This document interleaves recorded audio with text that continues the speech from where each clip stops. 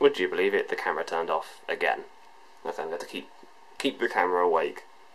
Somehow, I'll work this out in a minute. Okay, in the time that cut out then, I added on some soft lasers onto this. And you'll see the effect that they have. Now, treasure room looks a bit more treasury. A few added effects, a few sparkles every so often, you can get quite good effects on this.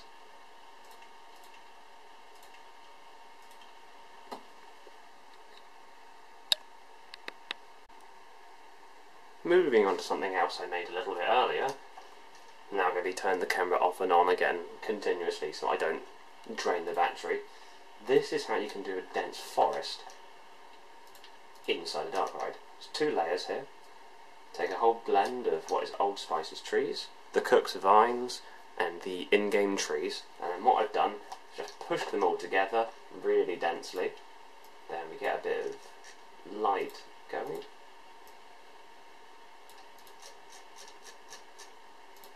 Go for a medium height one. And boom! Dense forest in a dark ride. What's even better as well, I find, the mix in green and purple. I love the mix of green and purple. I just think it looks like a really ominous forest there.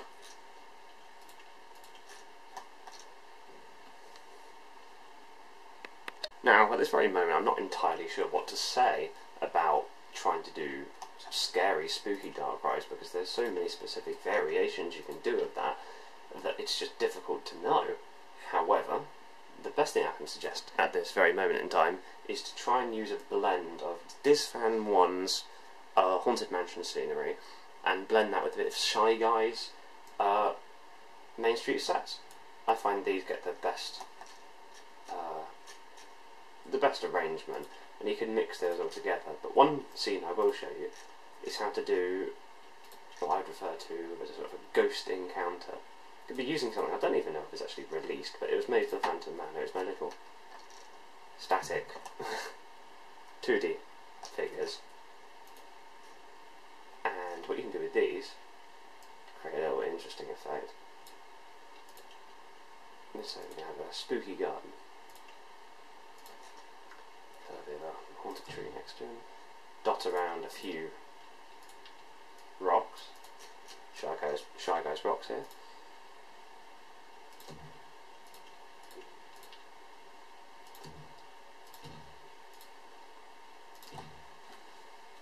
Obviously you're going to have, you know, a full arrangement here in the actual thing.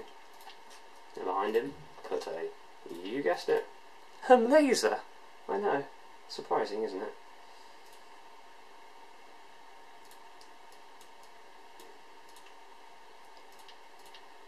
Bit of a flashing laser, I think.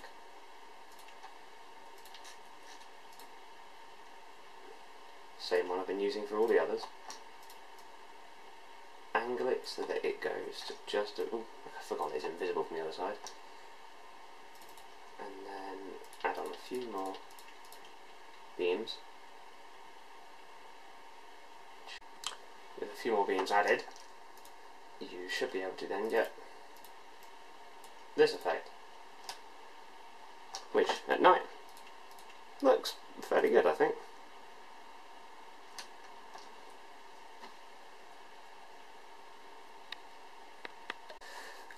Okay, that's it for now. Apologies for having so many difficulties with the camera, but obviously it's very difficult to try and arrange all these various different effects, voices, pictures, videos together in editing software. It's easier to do it this way, provided your camera works.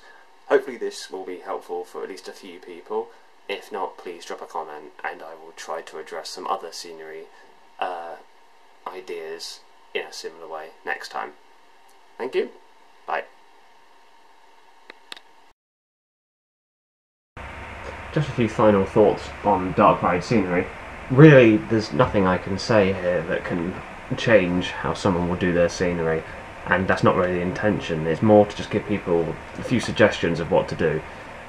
Everything I've done in this is not the only way. There are many other ways, but people have asked me about certain parts, and I wanted to at least have a word on a few ideas that could be done, a few simple tricks that I've used. These tricks really need to be integrated into other people's designs and not to dictate them entirely. That would just be bad, I think. For example, things like the lighting are things that you should add to an existing idea, and ultimately you need to make the scenery your own rather than copying bits that I've done here and adding them in. Just look through other rides, that's the main thing I'd suggest. Watch this video and then look through other rides. Look through my rides, look through anyone's rides, just get ideas for yourself. Just use some things I've said here, just to help people.